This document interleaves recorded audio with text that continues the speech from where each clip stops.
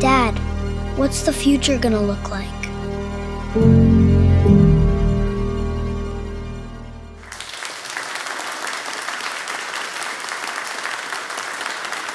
This is such an amazing event.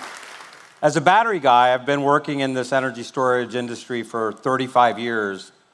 We have a simple litmus test to check whether a battery technology is genuinely worth looking into, genuinely good.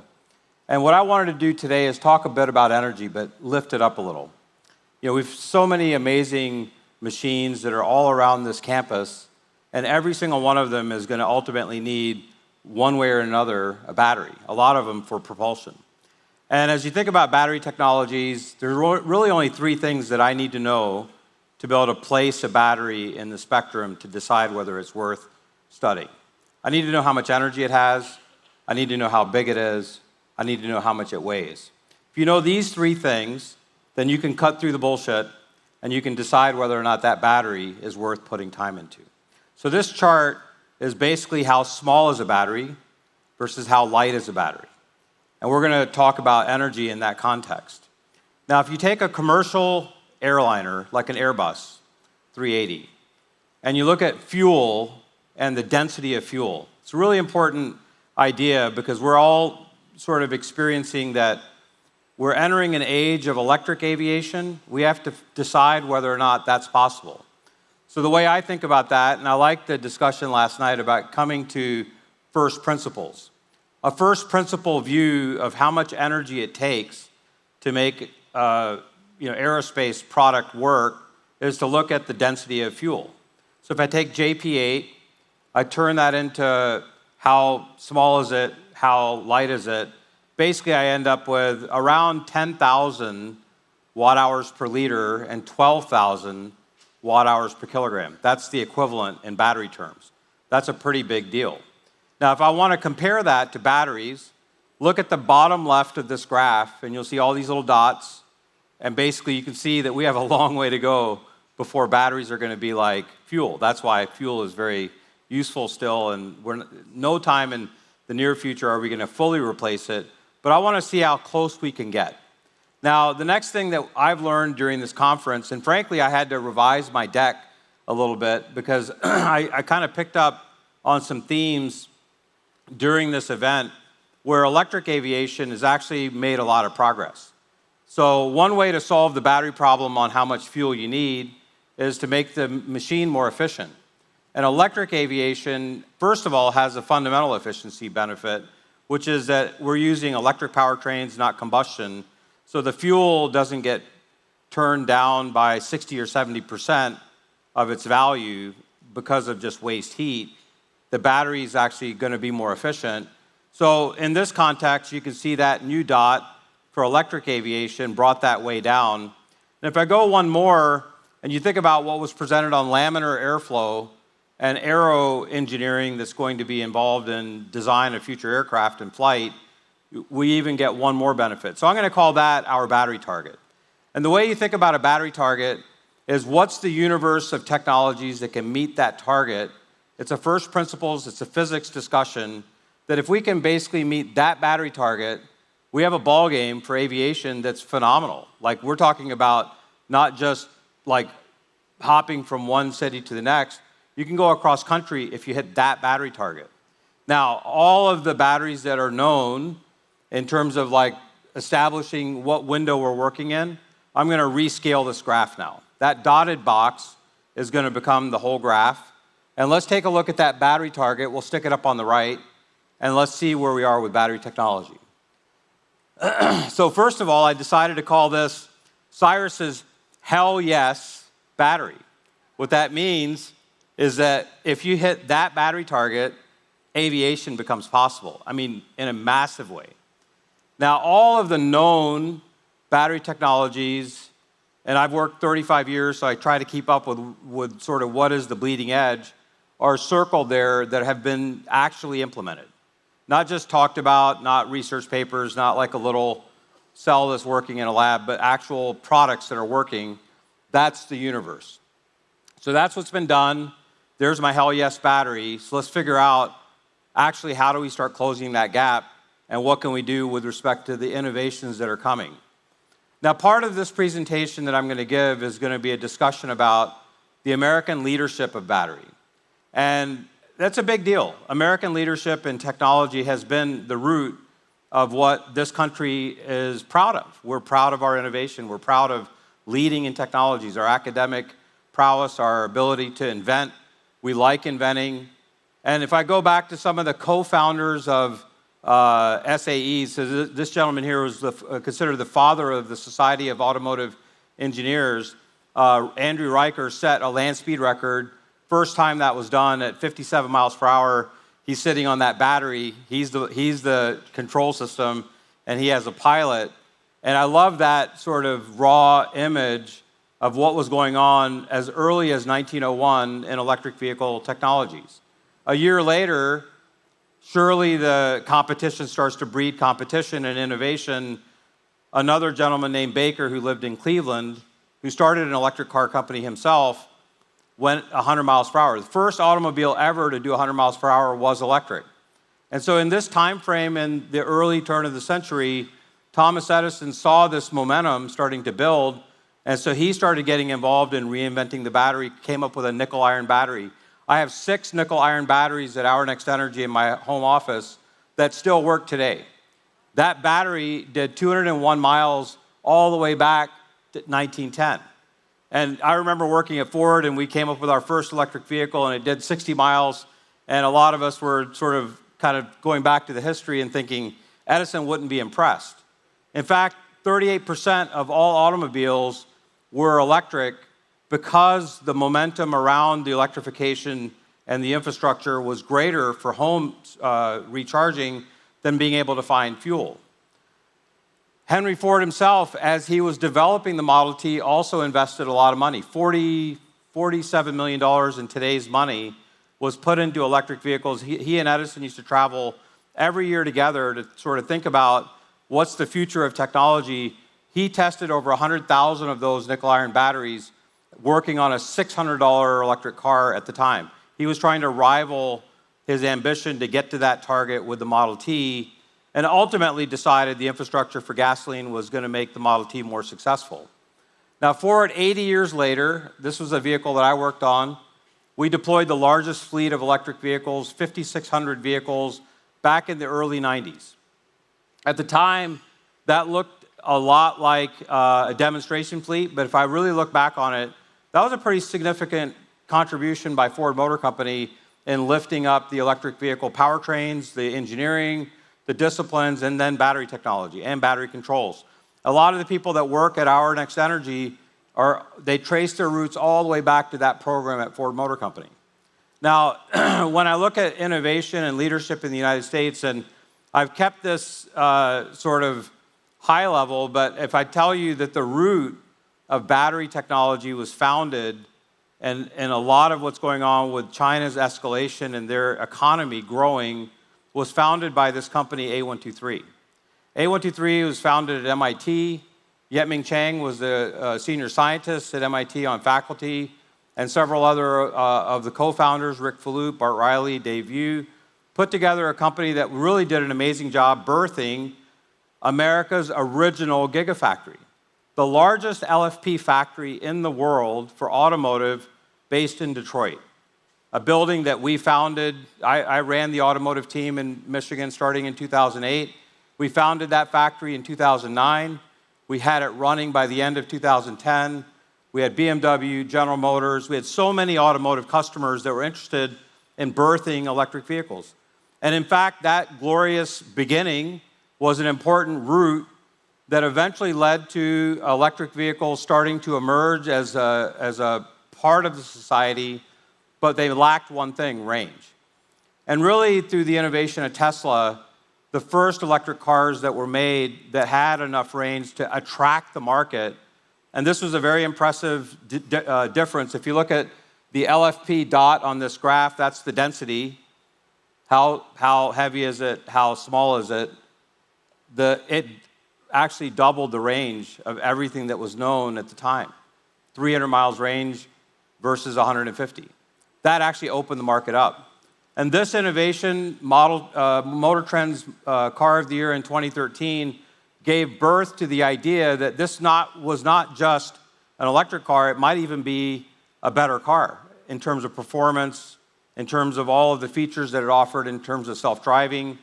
And as you look at that birth, the LFP versus NCM, the difference between these chemistries was always pretty well known. In scientific terms, nickel cobalt gave you the range, but you must manage the risk, whereas iron phosphate gave you the safety, did not give you the range. And this idea of thermal runaway, where you see a fire, we've all seen cargo ships, we've seen parking garages, you've seen very terrible fires on the news. When the wildfires in California happened, a lot of the batteries in the vehicles that were burning were sort of hands-off, that firefighters couldn't manage to put out those fires.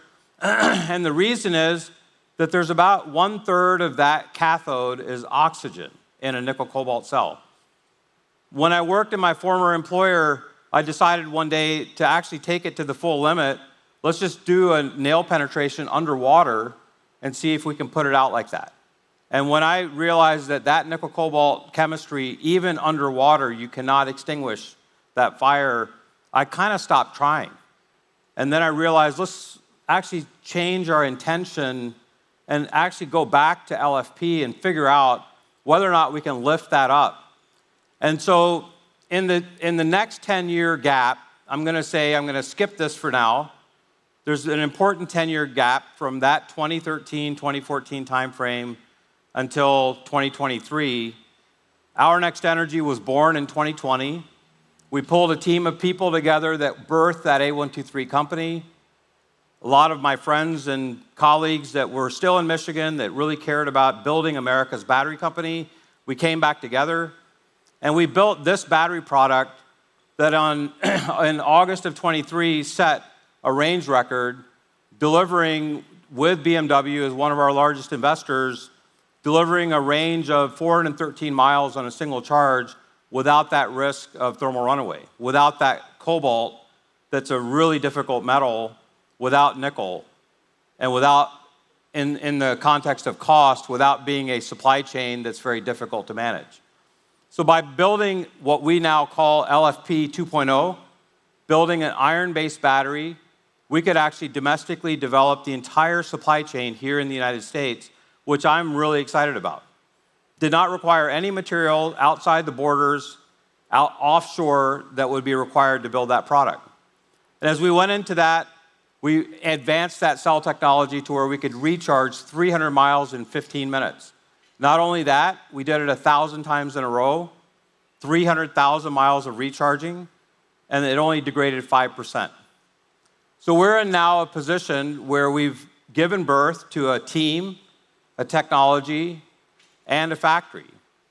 But that wasn't where we wanted to stop. We actually had the ambition when I started the company of doubling the range of an electric vehicle. We invented a battery called Gemini. Gemini is a battery that combines two chemistries together. One that's LFP for everyday driving, 99% of the time. The second, a very special chemistry, much like the drone chemistries that are being used in the vehicles that are in flight. And by combining those together, we get the benefits of LFP, but we get this massive reservoir of energy at a lower power or lower lifetime. And by putting those together, we powered that BMW a full 608 miles on a single charge. Just demonstrating that it doesn't need to be a limit, that we actually have the ability to go beyond these limits. If you took all of those anode-free cells, the special chemistry that I described, and you made a battery without any LFP, that would create a new dot. And if you remember that top right corner on this graph is the Hell Yes battery.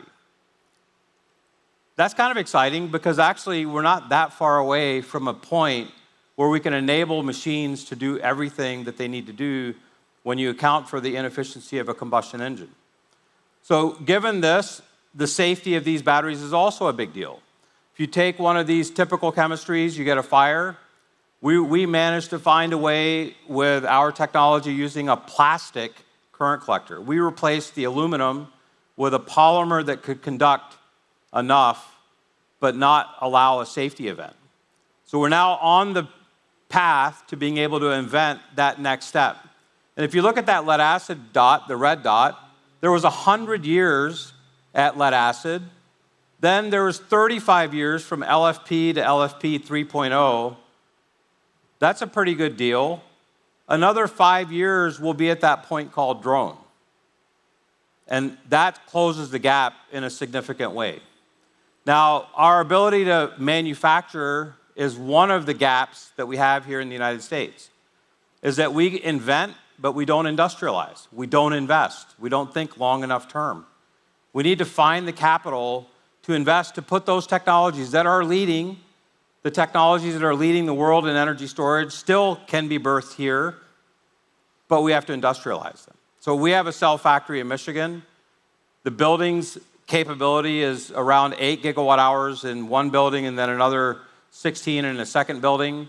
We're running it at pilot scale right now for automotive. We have a pack factory that's 3 gigawatt hours. We've been delivering batteries for 2 years. We have about 1,800 batteries in the field. That's a good start for a battery company. Zero fires, that's also a good start for a battery company. And we're building ESS batteries for the grid.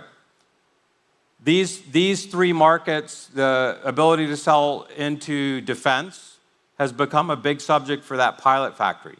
We're working with defense. We were awarded part of the National Defense Authorization Act funding to put products into defense. As we think about the gap, that 10-year gap, notice I went through a 35-year history, but I skipped over 10 years. What happened in those 10 years? What happened in those 10 years is fairly profound. The auto industry was basically intentionally announced as joint ventures in China in 2005. In 2005, 7 automotive companies signed joint venture agreements. Those joint venture agreements included a 51% controlling share to the Chinese company and 49% to the Western or the partnering OEM. And in that, the technology transfer was made on everything but powertrain. And I remember a very profound comment, which was when the negotiating was going back and forth, and there was weeks of negotiating with companies like General Motors and others that were doing JVs, and they were trying to figure out how are we going to hold back enough IP that we don't give away the farm. And the decision was made, okay, you take the body, you take the seat, the windshield, you take all the know-how on that, we'll transfer that knowledge, but we will not transfer powertrain. Engine, transmission, and controls will stay as part of what we hold back. The difficulty in that decision is that in 2005, they also signed an agreement internal in China that they wanted to go after electrification as their primary vehicle motive force. And so by 2010, the vehicle count went from sub 50 million to above 50 million, and in just 5 more years up to 150 million. And by the end of that 10-year window, the number of vehicles rolling off the assembly line and onto the streets in China exceeded 300 million. In that context, the electric vehicle momentum went from 1 million 5 years ago to 37 million today. Now, that is industrialization. If you look at that factory that's the video is playing, that factory is 50 square miles. It's a factory, not a city, it's a factory. That factory, and the overlay of that, the pink is San Francisco, just to give you context, how big that is. A factory that is bigger than San Francisco. So if I look at our factory, and I'm very proud of our factory, but it's a humble factory, it's a single building, and we're at phase 1. We should already be at phase 3. Our goal is to scale as fast as we can, but we're going to need help to do that. And I want to give a shout out to one of the automotive brands that's here, Myers-Manx, who decided to source one for our automotive technologies, our factories, our power electronics, bidirectionally backing a home up. We want to be a part of this exciting legacy brand and also build our momentum to earn our way into automotive. So I'm very thankful for the opportunity to present to you today. And this has been a wonderful summit. Cyrus, hell yes, thank you for inviting me here and appreciate all of your time. The future is gonna be awesome.